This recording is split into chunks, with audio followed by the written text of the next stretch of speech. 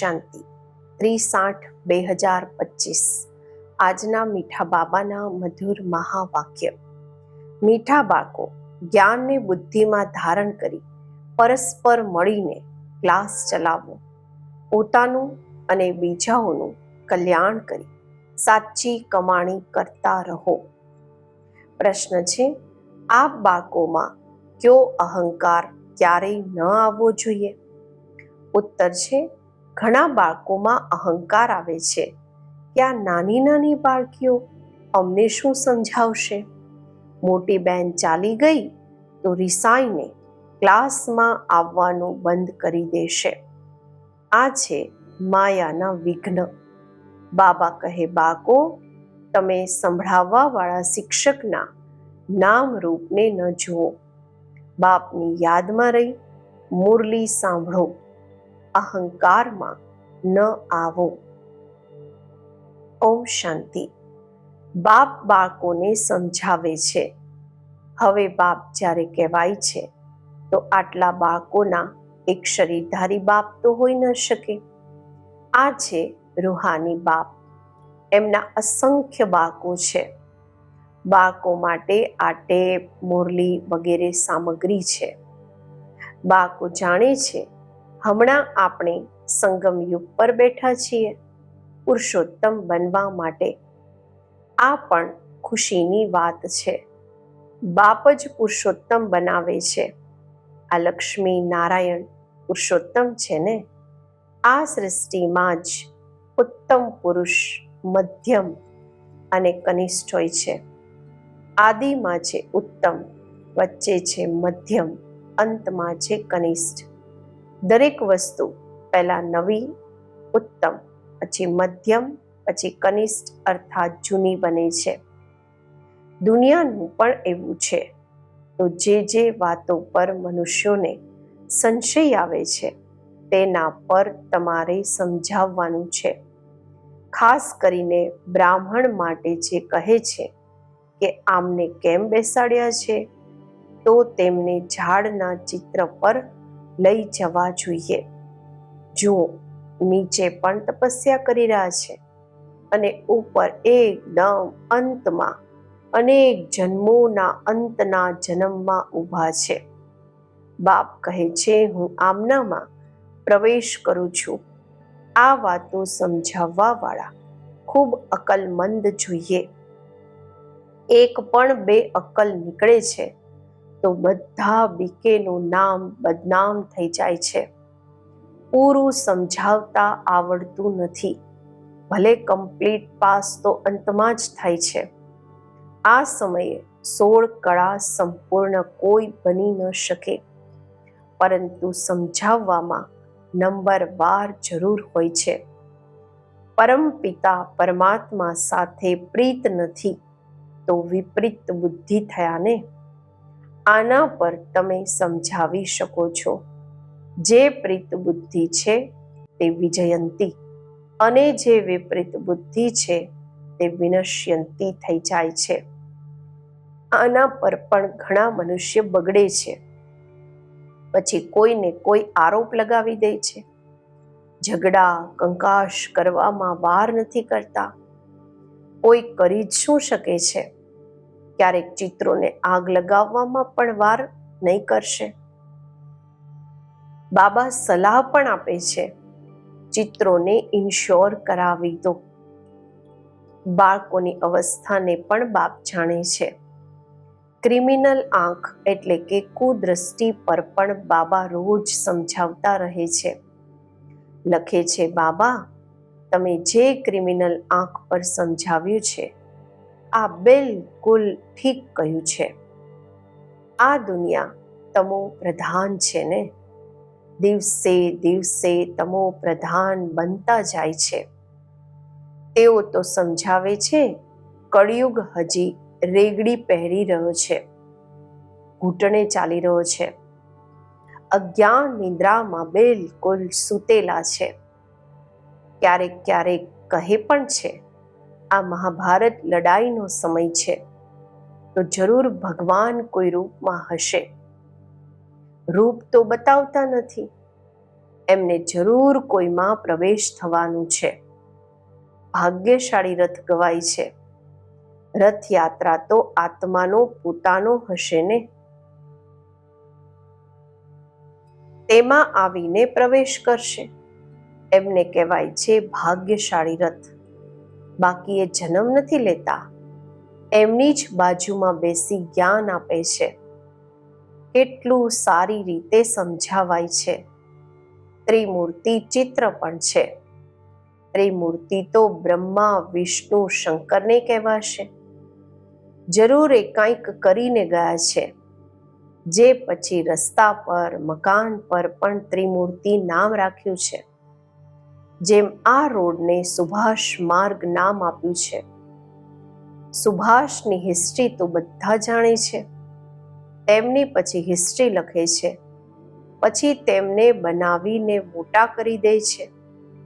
કેટલી પણ મોટાઈ લખે.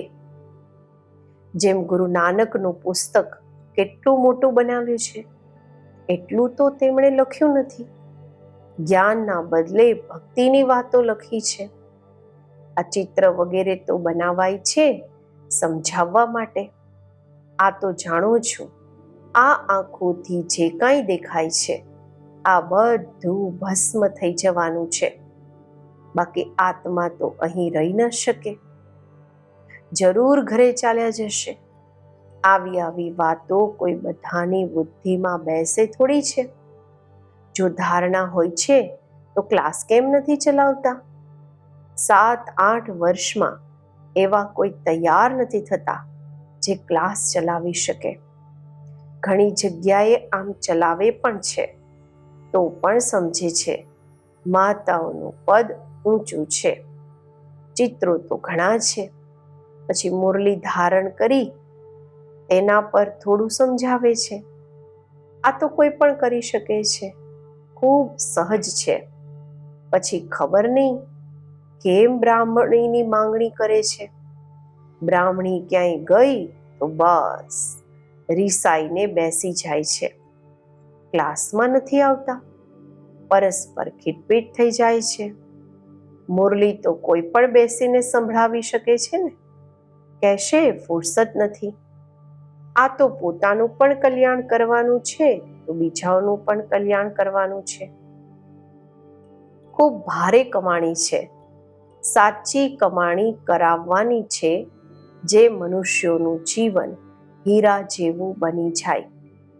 સ્વર્ગમાં બધા જ હશે ને, ત્યાં સદૈવ સુખી રહે છે.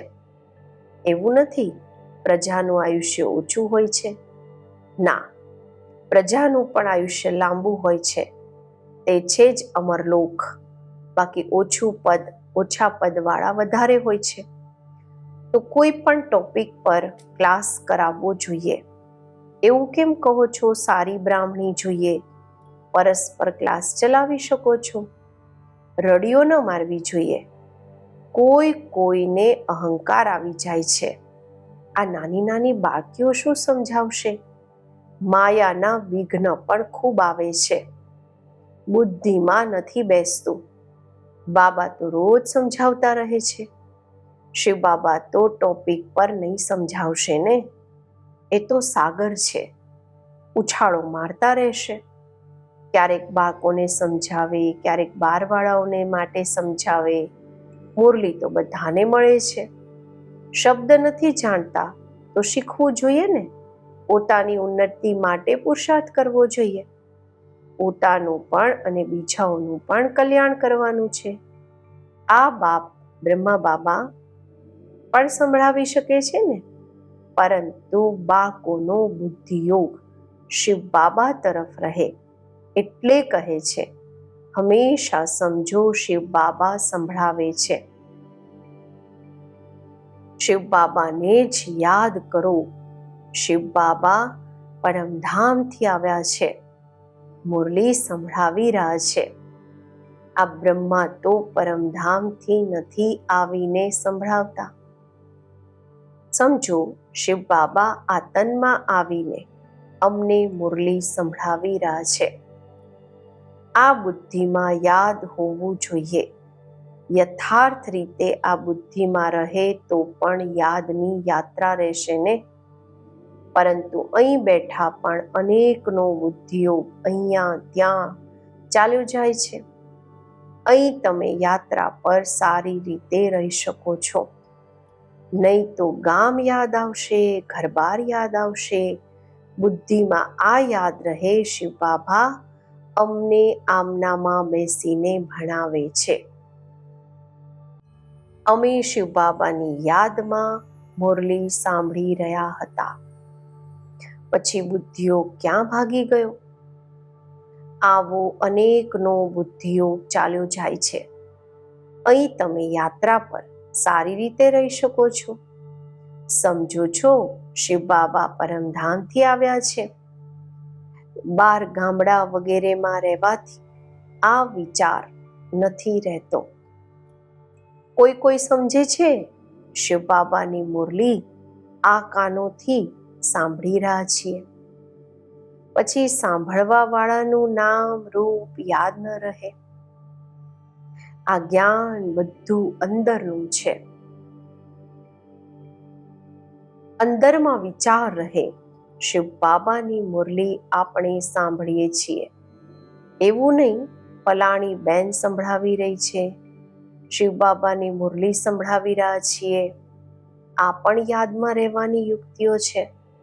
એવું નહીં કે જેટલો સમય આપણે મુરલી સાંભળીએ છીએ યાદમાં છીએ. ના, બાબા કહે છે અનેકની બુદ્ધિ ક્યાંક બહાર ચાલી જાય છે. ખેતી વાડી વગેરે યાદ આવતું રહેશે. બુદ્ધિઓ ક્યાંય બહાર ભટકવો ન જોઈએ. શિવ બાબાને યાદ કરવામાં કોઈ તકલીફ થોડી છે, પરંતુ માયા યાદ કરવા નથી દેતી. પૂરો સમય શિવ બાબાની યાદ રહી નથી શકતી. બીજા વિચાર આવી જાય છે. નંબર 12 પુરુષાર્થ અનુસાર છે ને. જે ખૂબ નજીકવાળા હશે તેમની બુદ્ધિમાં સારી રીતે બેસશે. બધા થોડી 8ની માળામાં આવી શકશે. જ્ઞાન, યોગ, દેવી ગુણ આ બધું પોતાનામાં જોવાનું છે. અમારામાં કોઈ અવગુણ તો નથી. માયાના વશ કોઈ વિકર્મ તો નથી થતા. કોઈ ખૂબ લાલચી બની જાય છે. લાલચનું પણ ભૂત હોય છે. તો માયાની પ્રવેશતા એવી થાય છે જે ભૂખ કરતા રહે છે. ખાઉં પેટમાં બલાઉં. કોઈનામાં ખાવાની ખૂબ આસક્તિ હોય છે. ખાવાનું પણ કાયદા અનુસાર હોવું જોઈએ. અસંખ્ય બાળકો છે. હજી અનેક બાળકો બનવાના છે. કેટલા બ્રાહ્મણીઓ બનશે. બાળકોને પણ કહું છું તમે બ્રાહ્મણ બની બેસો. માતાઓને આગળ રખાય છે. શિવ શક્તિ ભારત માતાઓની જય. બાપ કહે છે સ્વયંને આત્મા સમજો અને બાપને યાદ કરો. સ્વદર્શન ચક્ર ફેરવતા રહો. સ્વદર્શન ચક્રધારી તમે બ્રાહ્મણ છો. આ વાતો નવા કોઈ આવે તો સમજી ન શકે. તમે છો સર્વોત્તમ બ્રહ્મા મુખવંશાવલી બ્રાહ્મણ કુળભૂષણ સ્વદર્શન ચક્રધારી. નવા કોઈ સાંભળે તો કહેશે સ્વદર્શન ચક્ર તો વિષ્ણુને છે. આ પછી આ બધાને કહેતા રહે છે. માનશે નહીં. એટલે નવાને સભામાં એલાઉ નથી કરતા. પરવાનગી નથી આપતા. સમજી નહીં શકે. કોઈ પછી બગડી પડે છે. શું અમે બેસમજ છીએ જે આવવા નથી દેવાતા? કારણ કે બીજા સત્સંગોમાં તો એવી રીતે કોઈ પણ જતા હોય છે. ત્યાં તો શાસ્ત્રોની જ વાતો સંભળાવતા રહે છે. તે સંભળાવવાનો દરેકનો હક છે. અહીં તો સંભાળ રાખવી પડે છે. આ ઈશ્વરીય જ્ઞાન બુદ્ધિમાં બેસતું તો બગડી પડે છે, બુદ્ધિમાં નથી બેસતું તો બગડી જાય છે. ચિત્રોની પણ સંભાળ રાખવી પડે છે. આ આસુરી દુનિયામાં પોતાના દેવી રાજધાનીની સ્થાપના કરવાની છે. જેમ ક્રાઇસ્ટ આવ્યા પોતાનો ધર્મ સ્થાપન કરવા, આ બાપ દેવી રાજધાની સ્થાપન કરે છે. આમાં હિંસાની કોઈ વાત નથી. તમે નથી કામ કટારીની અને નથી સ્થૂળ હિંસાને કરી શકતા. ગાય પણ છે મૂત પલિત કપડ ધોએ, મનુષ્ય તો બિલકુલ ઘોર અંધકારમાં છે. બાપ આવીને ઘોર અંધકારથી ઘોર અજવાળું કરે છે, તો પણ કોઈ બાબા કહીને પછી મોઢું ફેરવી દે છે, ભણતર છોડી દે છે.